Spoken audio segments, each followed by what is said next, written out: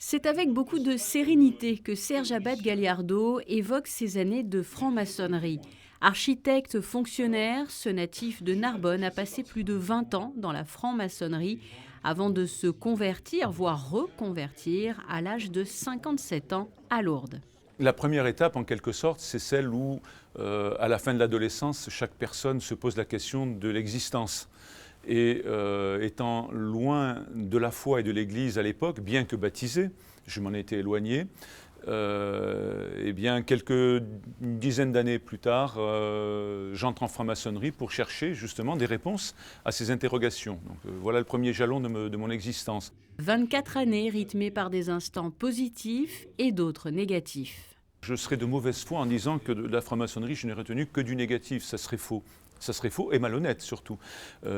Bien, il y a une grande fraternité entre les francs-maçons, c'est vrai.